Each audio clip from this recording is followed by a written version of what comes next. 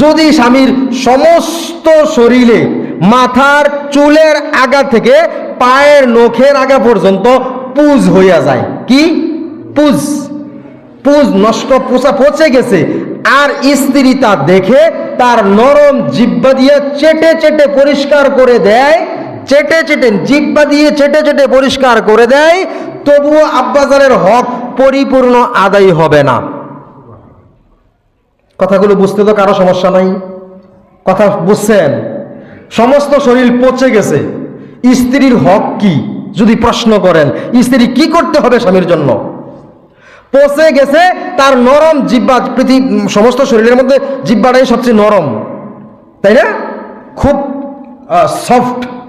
এই জিহ্বা দিয়ে চেটে চেটে পোকামাকড় পচা পুষ পরিষ্কার করে দেয়, এরপরও স্ত্রী বলতে পারবে না স্বামীর হুকুম, স্বামীর হক সমস্তগুলো আদায় করতে পারছি আমি, আরো বাকি থাকে। যদি কেউ বিশ্বাস না হয়, এই যে আমি কিতাবটা আজকে এই জন্য সাথে করে নিচ্ছি, হাতে নিয়ে আসছি, এটাতে এই যে স্বামী স্ত্রীর রজব মাসের দ্বিতীয় খুতবা, এটা পড়েন, দেখেন এখানে লেখা আসেনি, এটা আমার কথা না, কিতাবে লেখা আছে, এই জন্য আমি সাথে করে নিয়ে আসছি প্রমাণ দেওয়ার জন্য। এত হক স্বামীদের প্রতি স্ত্রীদের। যদি স্ত্রীর আইনা স্বামী কয় আমি তোমাকে ঘরে নিয়ে আসছি, আমার অনুমতি ছাড়া ঘর থেকে বের হইতে পারবে না, স্ত্রী মৃত্যু পর্যন্ত কোনো কাজে একবারও বের হইতে পারবে না, হজ করতেও যেতে পারবে না, স্বামী হুকুম না দিলে, স্বামী হুকুম না দিলে হজ করতেও যেতে পারবে না। হজ করতে দূরে যাইতে হয়, হজ করতে দূরে যাইতে হয়, এই জন্য পারবে না। ঠিক আছে? ঠিক এরকম তো আমরা আম্মাজানদেরকে বলবো, এইরকম অনেক, যদি বলে কোথাও যাওয়া যাবে না, যাওয়া যাবে না, এই কাজ করা যাবে না, করা যাবে না, তবে স্বামীরা আবার কি করতে হবে? ধর্মীয় দৃষ্টিতে নাজায়েজ হয় এমন হুকুম করা যাবে না। স্বামীদের বেলা ধর্মীয় হুকুম অমান্য হয়, যেমন কইলেন এই নামাজ পড়া লাগতো না, নামাজ পড়া ফরজ, নামাজ পড়া লাগবে না, আপনি বললেন স্ত্রীরে, স্ত্রী এই হুকুমটা মানতে পারবে না। এটা কার হুকুম? আল্লাহর হুকুম। আল্লাহর হুকুমটা অবশ্যই আপনার অনুমতি ছাড়াই মানতে হবে, যেটা ফরজ, যেটা ফরজ। আর বাকি নফল ইবাদত হুকুম নিয়েই করতে হবে, বাকি নফল ইবাদত হুকুম নিয়ে করতে হবে।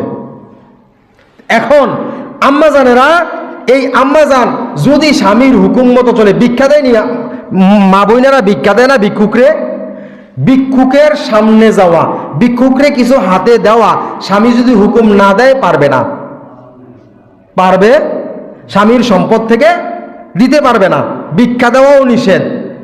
যদি স্বামী কয় তোমাকে একবারে হুকুম দিয়ে দিলাম, যখন যারে দান করা দরকার কইর, ইনশাল্লাহ পারবে, তাহলে পারবে। আর যদি কয় না আমার হুকুম ছাড়া কোনো সম্পদ লাড়াছাড়া করা যাবে না, আপনাকে কি করে আনছে? আমি প্রথম বললাম বিবাহ করার সময় মোহরানা দিয়ে আনছে। কি দিয়ে আনছে? আমি প্রথম কথাটি আব্বাজান আদম আলাইহিস সালাম থেকে শুরু করছি, বলছি কি দিয়ে আনছে? মোহরানা, একটা বিনিময়, একটা বিনিময় দিয়ে আনছে। আনার পরে আপনাকে যে দিল, এই দেওয়ার মাধ্যমেই আপনার সম্পদ শেষ, এরপরে সারা জীবন আপনাকে লালন পালন বরণ পোষণ যা দেয়, এটা তো বোনাস। কি বলেন? এটা বোনাস। যদি বলে আমার সম্পদের চাবি তোমার কাছে দিয়ে দিলাম, তুমি ব্যবহার করো, আলহামদুলিল্লাহ, ব্যবহার করতে পারবেন। যদি বলে না দিলাম না, তোমাকে যতটুকু দেওয়ার আমি সেইটুকু দেব, বাকি আর কিছু সম্পদ থেকে তুমি ব্যবহার করতে পারবে না, তাহলে স্ত্রীরা এক পয়সাও ব্যবহার করতে পারবে না। বুঝে আসছে? খাবার বরণ পোষণ এগুলো দেয় এই দৈনন্দিন, বাকি সম্পদ থেকে। ঠিক এতটা হক আদায় করতে হবে, স্বামীর এতটা বাধ্য থাকতে হবে, তার অনুমতি নিয়ে সবকিছু করা লাগবে। আমি বললাম হজ করা ফরজ বিধান, হজ যেহেতু আমাদের দেশে না, অনেক দূর, এই জন্য ওখানে যাইতে হলে, বাড়ির থেকে বের হইতে হইলে স্বামীর হুকুম নিতে হবে। যদিও ফরজ বিধান, তবুও কি করা লাগবে? হুকুম নেয়া লাগবে। সাথে গেলে তো আলহামদুলিল্লাহ, সাথে গেলে কি খুশি, অন্য কারো সাথেও যাওয়া যাবে যদি স্বামী হুকুম দেয়। ঠিক আছে? তো এইভাবে মা বোনেরা আমি কয়েকটি লিখে আনছি, 17টা এগুলো বলে দিচ্ছি কিভাবে কি কি করতে হবে, যে সিরিয়ালে পয়েন্টে পয়েন্ট। স্বামীর মন জয় করার চেষ্টা করতে হবে সব সময় কি করতে হবে? স্বামীর মন জয় করার। আচ্ছা, মন জয় করতে হলে আমি আপনাকে এই প্রত্যেকটা এখানে নিয়মের মধ্যে, হুকুমের মধ্যে কথা আছে। যদি স্বামীর মন জয় করা লাগে তাইলে মা বোনেরা মেকআপ, স্নো, আলতা, পাউডার, আটা ময়দা মাইখা মার্কেটও যাইব, গরিপুর যাইব, দাউদকান্দি যাইব, ঢাকা যাইব, নাকি ঘরে? খুব খেয়াল, ঘরে না মার্কেটে? তার মন জয় করার চেষ্টা করা কি ঘরে নাকি বাইরে? ঘরে। তাহলে মা বোনেরা যত রকমের আপনারা সৌন্দর্য সাজসজ্জা করতে পারবেন, কিন্তু সেটা স্বামীর মনোরঞ্জনের জন্য, বাকি অন্য পুরুষকে দেখানোর জন্য হলে হারাম। বুঝে আসছে? অন্য পুরুষকে দেখানো যাবে না। তাহলে মনোরঞ্জনের জন্য তিনি খুশি হয়, ঘরে আসছে, বলেন আসসালামু আলাইকুম ওয়া রাহমাতুল্লাহ, বলা যাবে না? শুধু আসসালামু আলাইকুম স্বামীকে বলা যাবে না? আল্লাহ তাআলা, আল্লাহর রাসূল বলেছেন, যখন কোনো স্বামী তার স্ত্রী একজনকে সালাম দিল আর একজনের দিকে দৃষ্টি দিল, তাকাইল, স্বামী স্ত্রী একজনের দিকে তাকায়নি, এই তাকানোর মধ্যে একটা মহাব্বত সৃষ্টি হয়, আল্লাহ তাআলা তাদের উপরে রহমত বর্ষণ করতে শুরু করে দেয়। যখন মহাব্বতের দৃষ্টিতে তাকায়, আমরা কি দেব? সালাম। কি দেব? এখন কিন্তু আমরা সালাম দেই না, গালি দেই। হ্যাঁ, দিতে হবে কি? সালাম। রাসূল বলেছেন, এটা আমি নয়, রাসূলুল্লাহ সাল্লাল্লাহু আলাইহি ওয়াসাল্লাম বলেছেন যে যদি কোনো স্বামী স্ত্রী সালাম বিনিময় করে একজনের দিকে তাকায়, আল্লাহ তাআলা রহমত বর্ষণ করতে শুরু করেন। এরপরে যদি আরেকটু কাছে যায়, যাইয়া হাত বাড়ায়, হাতে হাত লাগাইয়া মুসাফা করে, সাথে সাথে বৃষ্টির মতো এই হাত অঙ্গ প্রত্যঙ্গের গুণাগুলো ঝরে যাইতে শুরু করে। এটা কথাকার? মুহাম্মদ সাল্লাল্লাহু আলাইহি ওয়াসাল্লামের, আমার নয়। কি করব আমরা? ইনশাআল্লাহ যারা বৃদ্ধ বাবারা আছেন, কোনো লজ্জা নাই। আপনি মৃত্যুর পরে, আপনার স্ত্রী মৃত্যুর পরে আপনি কবরে নামবেন, আপনার মৃত্যুর পরে আপনার স্ত্রী বুক ফাটা কান্না করবে, চিৎকার করবে। বুড়া বয়সে মরলে করতো না? তাহলে বুড়া বয়সে সালাম দিলে কি সমস্যা আছে? সমস্যা নাই। বুড়া বয়সে আরো বেশি প্রয়োজন, রহমত বেশি দরকার, ইবাদত বেশি দরকার। আজ থেকে আমরা ইনশাআল্লাহ এই আমল কিতাবের কথা, আমার নয়।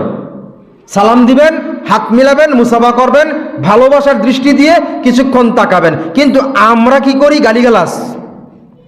এগুলা করা রাসূলের আদর্শ নয়।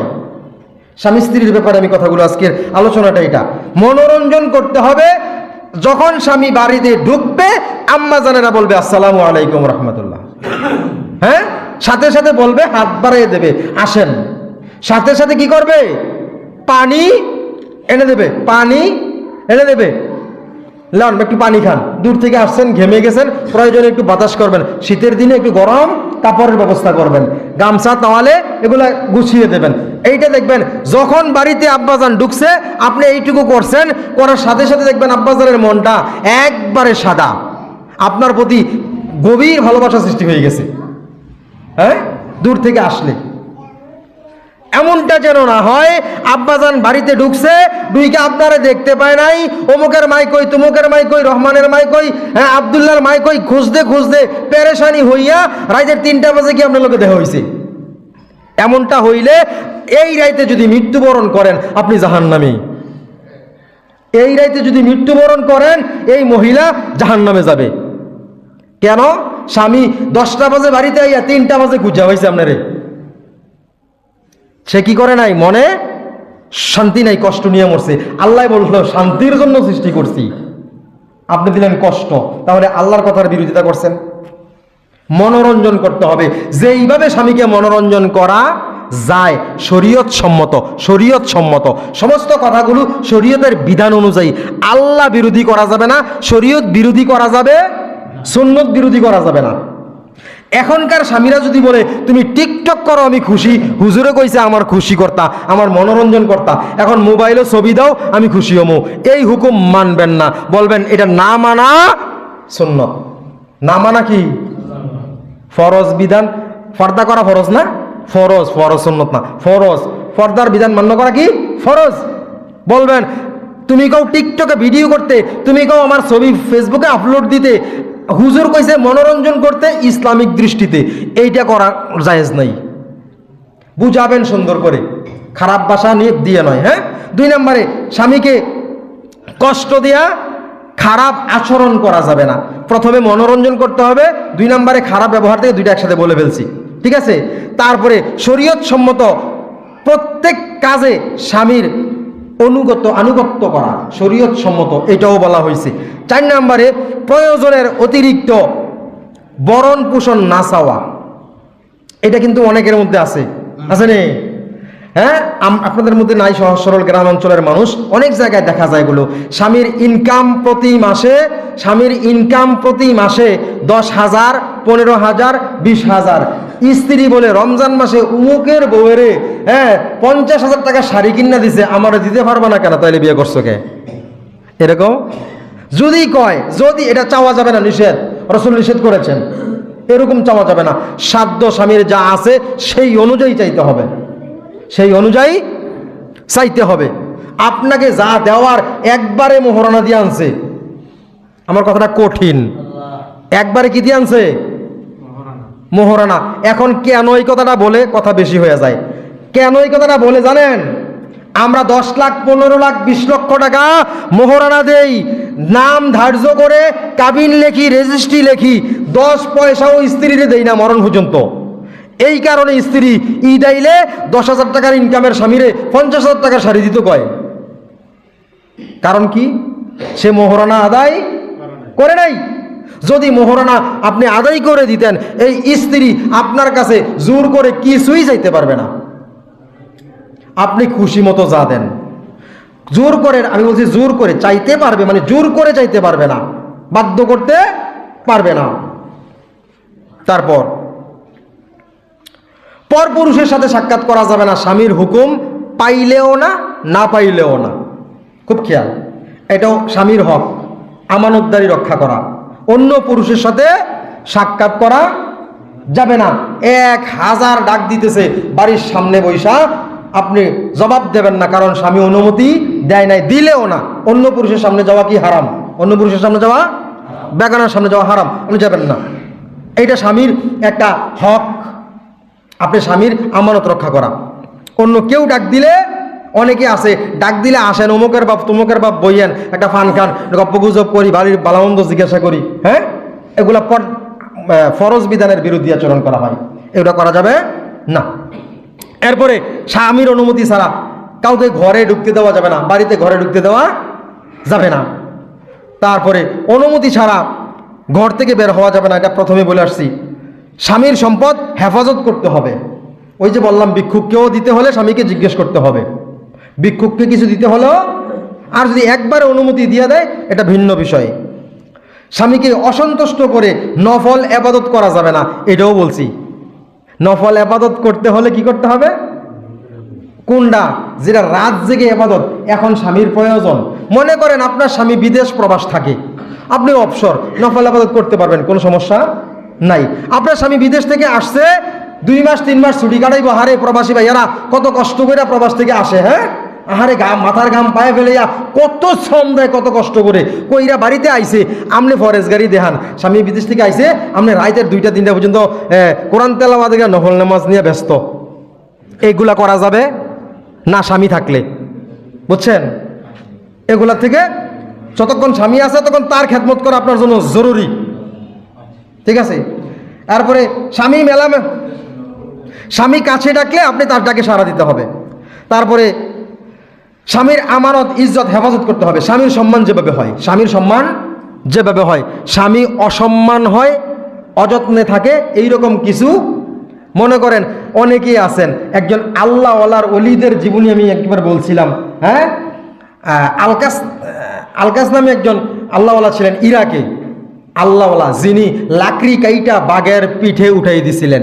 সুবহানাল্লাহ, কত বড় আল্লাহওয়ালা বুজুর্গ ব্যক্তি ছিলেন। তিনি তার লাকড়ির বোঝা কাইটা, গাছ কাইটা বাঘের পিঠে উঠাই দিছে।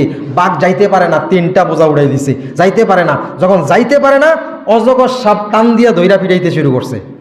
সুবহানাল্লাহ, আশ্চর্য না? সুবহানাল্লাহ। এত বড় একজন আল্লাহওয়ালা ব্যক্তির স্ত্রীও বসলো তারে বন্ডা। কি কয়? দূর, এটা তো বন্ডা, এটা হুজুর কয় কেডায়। এরকম অনেক ঘরে মা বোনেরা একটু দেইরা টাইপের। আল্লাহ রাসূল কইছে যে তারা বাঁকা হাড়ের তৈরি। এটা রাসূলের একটা হাদিস আছে। কি হাড়ের তৈরি? আমি বললাম কোন? বাম পাজরের হাড়, পাজরের হাড় দিয়ে। পাজরের হাড় কোনটা? এগুলো না, এ কিন্তু বাঁকা, একটা হাড় দিয়ে তৈরি করা। তাহলে বাঁকা হাড় দিয়ে তৈরি করছে, এরা একটু দেইরা টাইপের হয়। এই জন্য মা বোনদেরকে আমলের কথাগুলো আমি বলছি। আপনারা বাঁকা ঠিক আছে, কিন্তু স্বামীর সাথে বেয়াদবি করা যাবে না, স্বামীর মনে কষ্ট দেয়া যাবে না, ঠিক আছে? এগুলো খেয়াল রাখতে হবে। আচ্ছা, তারপরে স্বামীর আমানতে, যেটা বলতেছিলাম, স্বামীর ইজ্জত। ওরা স্বামীর প্রশংসা সব জায়গায় করতে হবে। অন্য মহিলার কাছে তোমার স্বামী 10,000 টাকা শাড়ি আনছে, তোমার এটা সেটা কিনে দিছে, আমার স্বামীটা বালা না গো, বালা জামাই পাইছি না, বালাঘর পাইছি না, এইগুলা বলা যাবে না, ঠিক আছে? এরকম অনেক মা বোনেরার মধ্যে থাকতে পারে। 4-5 জন একসাথে হইলে এরকম স্বামীর বিরুদ্ধাচরণ শুরু হয়। একবারের জন্য স্বামীর বিরুদ্ধাচরণ করা যাবে না। তারপর যদি স্বামী অপরাধী হয়, আপনি সুন্দরভাবে সুষ্ঠুভাবে নিরিবিলি বুঝাবেন, স্বামী এটা ভালো না, এটা কাজ আল্লাহ পছন্দ করেন না, রাসূলের তরিকায় না, এটা সামাজিক নয়, হ্যাঁ, এভাবে বুঝাবেন। কিন্তু অন্য কারো কাছে তার গীবত চর্চা করা যাবে না। এরপরে দারিদ্র ও অসুন্দর স্বামীকে তুচ্ছ তাচ্ছিল্য করা যাবে না। অনেক স্বামীরা আছে স্ত্রীর তুলনায় একটু কি নিচু, মনে করেন স্ত্রী স্বামীর থেকে অনেক সম্পদশালী ছিল বাবার বাড়িতে, তোমার কাছে যে আমার বাপে বিয়ে দিছে এটাই তো বেশি, হ্যাঁ, তো আমার মতো মহিলারা যে তুমি পাইছ, এই কথাগুলো কিন্তু সমাজে আছে, তাই না? অনেকেই জানে এগুলা। এই কথাগুলো বলা, তুচ্ছতাচ্ছিল্য করা। তুমি হইলা কালা ভোমরা, আমি হইলাম সুন্দর ফুল, আমার যে কোন ভাগ্যে পাইছ, এই কথাগুলো বলা যাবে না। এই কথাগুলো রাসূলের আদর্শ না। মা, যত সুন্দরী হন না কেন, আপনি পুরুষের পাজরের হাড় থেকে তৈরি। কিসের থেকে? আপনি যত সুন্দরী, বিশ্ব সুন্দরী হন, কোনো মহিলা এর আগে সৃষ্টি করে নাই আল্লাহ। মা হাওয়া আলাইহিস সালামের আগে আর কোনো মহিলা সৃষ্টি করে নাই। তাহলে প্রথম মা হাওয়া আলাইহিস সালামের সৃষ্টিয়ে করলো পুরা বডি, হ্যাঁ, 206টা পার্টস মানুষের, একটা পার্টস দিয়ে আপনাকে তৈরি করা। কয়টা? 206টা পার্টস দিয়ে একটা মানুষ তৈরি করা হয়েছে। এর থেকে একটা পার্টসের তৈরি আপনি সুন্দরীর দেমাক দেখাচ্ছেন, একটাই না, বাকি 205টা আরও আছে না? তা আপনি কি করবেন না? অহংকারী করা যাবে না। যত সুন্দরী হন, আপনাকে সৃষ্টি করা হয়েছে পুরুষের খেদমত করার জন্য, খাদেম হিসাবে। আপনারা এটা বেয়াদবি নেবেন না, আমি হাদিসগুলো বুঝাচ্ছি। তারপরে স্বামীকে গুনাহের কাছ থেকে ফিরাইতে হইলে নম্র ভদ্রভাবে বুঝাতে হবে, গালিগালাজ করা যাবে না, ঠিক আছে? গুনাহ করে অনেক স্বামীরা আছেন পাপ করে, স্ত্রী গোপনে বুঝাবেন। তারপরে স্বামীর নাম ধরে ডাকা যাবে না। এটা শহরে বন্দরে মাঝে মধ্যে দেখা যায়। নাম ধরে ডাকা সুন্নতের বহির্ভূত কাজ, সুন্নত না, সুন্নতের বাহিরের কাজ। নাম ধরে ডাকা, স্বামীকে নাম ধরে ডাকা যাবে না, বেয়াদবি হয়। এই কাজটা আমরা ইনশাল্লাহ করব না। কারো কাছে স্বামীর দোষ বর্ণনা করা যাবে না। স্বামীর মা বাবাকে সম্মান করতে হবে। এখানে একটু গাবলা হয়ে যাইব গা, হ্যাঁ? মা বাবাকে কি করা লাগবে? মা বাবাকে, আপনাকে আমি একটা কথা বুঝাই। হাদিস, আপনি কি করলেন? আবার ওখানে যাই। বিবাহ করার সময় 1,50,000, 10,000, 20,000 অথবা 5 ভরি স্বর্ণ অথবা যে কোনো একটা কিছু কি করলেন? মোহরানা দিলেন। তার মানে কিছু দিয়ে আপনি তার বাবা থেকে আপনি তাকে নিয়ে আসলেন। বিনিময় বললে পাপ হবে, এটা একটা সুন্নতি নিয়ম, এটা বিনিময়ের মতোই, কিন্তু বিনিময় বলা যাবে না। বিনিময়ের মতো আপনি একটু খেয়াল করেন তো, আপনাকে না কিছু দিয়ে আনলো, তা আনলে তার যা আছে সবই তো এখন আপনার, তার মাও আপনার, তার বাবাও আপনার। তাহলে তার মা বাবার দিকে আপনার মা বাবার মতোই তাকাতে হবে। নিজের মা বাবা যেমন, স্বামীর মা বাবার দিকে এমনভাবে তাকাতে হবে। কোনো রকম বেয়াদবি আচরণ করা যাবে না। যতক্ষণ শ্বশুর না হয়, বিবাহ না হয়, অতক্ষণ মুরব্বির দিকে মহিলায় তাকাতে পারবে না, মেয়েটা হারাম। যদি স্বামীর সাথে বিবাহ হয়ে গেছে, এরপরে জায়েজ হয়ে যায়। স্বামীর বাবার দিকে শ্বশুরের দিকে তাকানো তার সামনে যাওয়া যাবে, জায়েজ। বুঝে আসছে? তাহলে তার খেদমত টুকটাক আমরা ইনশাল্লাহ করব। তারপরে সন্তানদের লালন পালনের ব্যাপারে অবহেলা অমর্যাদা করা যাবে না। যত লাখ সন্তান, অনেক মা বোনেরা আছে 2টা 1টা 3টা সন্তান নেওয়ার পরে আর নিতে চায় না। আমি আপনাকে ইসলাম বোঝাচ্ছি বাবা, কি বোঝাচ্ছি? ইসলাম, সুন্নাহ, কোরআন বোঝাচ্ছি। এখানে কোনো সন্তানের ব্যাপারে আল্লাহ তাআলা নিষেধ করেছেন রিজিকের ভয়ে সন্তান হত্যা করবে না। আগামী কয়েক আলোচনায় আসতেছে, মেরাজের 14 দফা একটা কর্মসূচি আছে, ওটার মধ্যে ইনশাল্লাহ এই আলোচনা আসবে। কোরআন থেকে স্পষ্ট আয়াত বলে দেব। আল্লাহ নিষেধ করেছেন রিজিকের ভয়ে কাউকে খুন করবে না, মানে কি পেটের ভিতর রাইখা মেরে ফেলবে না। এখানে এই মহিলাদের লালন পালনের ব্যাপারে এই কথাটাই, সন্তান লালন পালন করতে 2টা সন্তান হয়েছে আর পারুম না, এটা রাসূলের আদর্শ নয়। আপনার স্বামী যতক্ষণ চায় সন্তান আপনি নিতে পারবেন, নিতে হবে, তাহলেই আপনি স্বামীর খুশি করলেন। আর স্বামী চায় আপনি চান না, তাহলে আপনি স্বামীর অসন্তুষ্ট করলেন। ঠিক আছে? এইটা করা যাবে না। এই 17টি হক স্বামীর প্রতি মা বোনেরা আদায় করা লাগবে। হ্যাঁ, প্রত্যেকটা মা বোন, আমি এক কথায় বললাম, স্বামীর মনে কষ্ট দিয়ে মৃত্যুবরণ করলে সে তার জন্য জাহান্নাম নির্ধারিত। যদি স্বামী এই কথা বলে, আমাদের নবী মুহাম্মদুর রাসূলুল্লাহ সাল্লাল্লাহু আলাইহি ওয়াসাল্লাম শিখাইছে, আম্মাজান খাদিজা যখন মৃত্যুবরণ করছে, কবরে দাফন করতে গিয়া কবরের ভিতরে নাইম্মা কবরে বলছিল, তুমি কি জানো তোমার মধ্যে কারে রাখছি? ইনি হলেন আমার ভালোবাসার পাত্রী, আমার মোহাব্বতের প্রার্থী, আমার অর্ধাঙ্গিনী, আমার পোশাক, আমার মোহাব্বতের বান্দি খাদিজা। রাসূল বললেন, কত মোহাব্বত হইলে এই কথাটা বলে। এই মোহাব্বত স্বামী যেন আপনার বেলাও করে, এইটুকু করে আপনি মৃত্যুবরণ করুন। এইটুকু করে স্বামীর সাথে দুর্ব্যবহার ইনশাআল্লাহ আমরা করব না।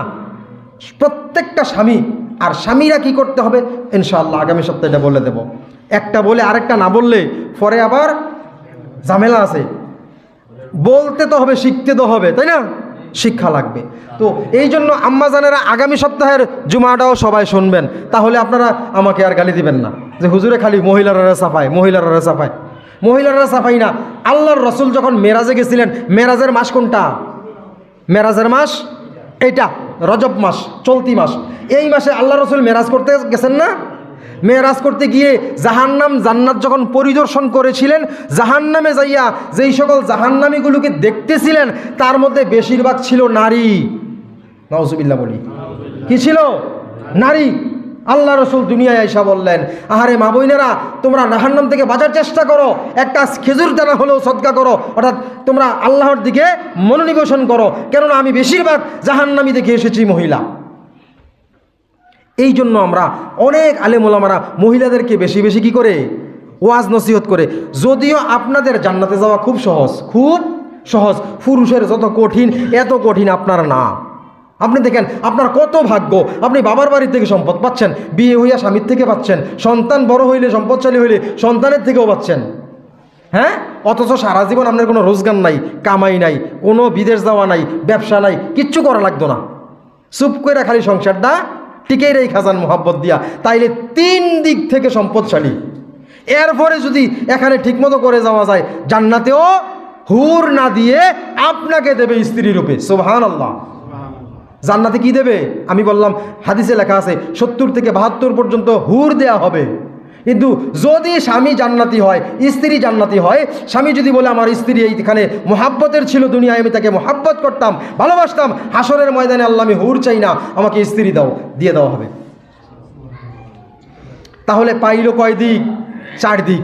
দুনিয়ায় 3 দিক, ওখানে সবচেয়ে বড় যেটা, এটাও পাইলেন এত সহজে, কোনো পরিশ্রমের প্রয়োজন নাই। কষ্ট করে একটু মনটারে কন্ট্রোল করবেন, আমলগুলা বেশি আমল করা লাগে না। দেখেন আম্মাজানেরা গর্ব হয় না, প্রেগনেন্ট হয় না, বাচ্চা পেটে নিয়া ঘর ঝাড়ু দেয়, দেয়নি?